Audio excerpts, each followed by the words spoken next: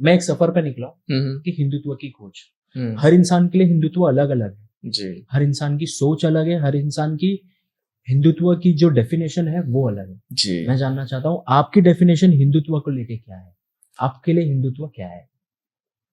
सागर भाई, जहां तक मुझे लगता है कि हिंदू और हिंदू का जो तत्व है उसे बनाकर हम हिंदुत्व समझते हैं। लेकिन मैंने जहां तक पढ़ा है और जहां तक समझा है तो हमारे डेफिनेशन से कहीं अधिक ज्यादा मैं छत्रपति शिवाजी महाराज को मानता हूँ। मैं हूँ बिहार का, लेकिन मेरे लिए छत्रपति शिवाजी महाराज, धर्मवीर छत्रपति श्री संभाजी महाराज एक बहुत बड़े प्रेरणा स्रोत है।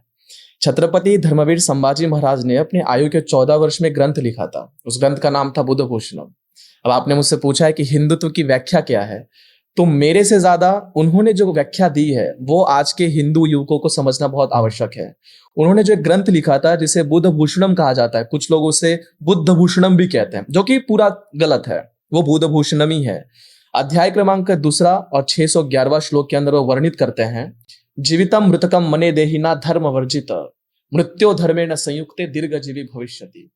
इसका अर्थ यह होता है कि जो व्यक्ति जीते जी अपने धर्म को भूल जाता है उसके जीवन का कोई उपयोग नहीं रहता। तो हिंदुत्व मेरे लिए यही है कि अगर आपने मस्तिष्क के ऊपर चंदन टीका लगाया तो भी आप हिंदुत्व का पालन कर रहे हैं। आप रास्तों के ऊपर जा रहे हो, आपने गौ माता को रोटी खिला दिया तो भी आप हिंदुत्व का पालन कर रहे हो।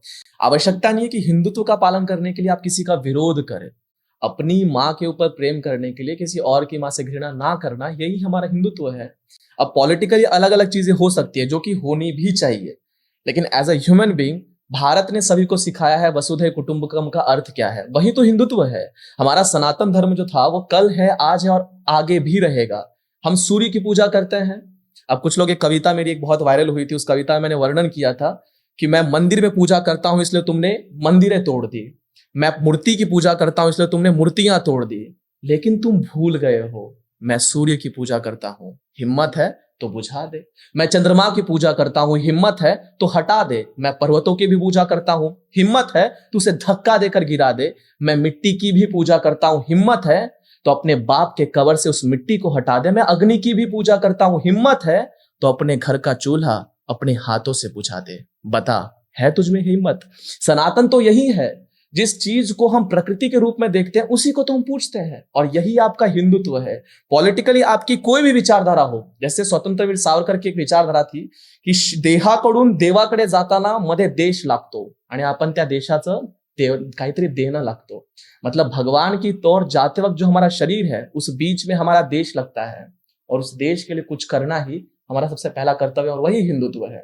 तो आज के युवकों को पहले यह समझना होगा कि जब हम अपने बारे में सोचते हैं तो उसके बाद देश के बारे में सोचना, वही हमारा सनातन और वही हमारा हिंदुत्व है, जो कि धीरे धीरे कम होता जा रहा है। क्योंकि अगर आप लोग देखिएगा तो जाहिर सी बात है कि आजकल की जो जनरेशन है वो ज्यादा से ज्यादा डिप्रेशन की ओर बढ़ी पड़ी है, और उससे निकलने के लिए इनके पास क्या ऑप्शन रहता है?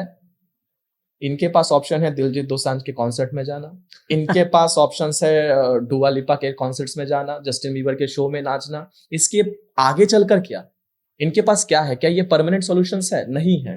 30-30 हजार रुपए की आप लोग टिकट लेकर उनके पास जा रहे हो, लेकिन वही चीजें अगर आप लोग कहा जाए कि मंदिर के ऊपर, भगवान के शिव के ऊपर अगर हम लोग 10 रुपए का दूध भी डाल दे तो यही लोग आगे चल के रील बनाते हैं कि दूध वेस्ट कर दिया।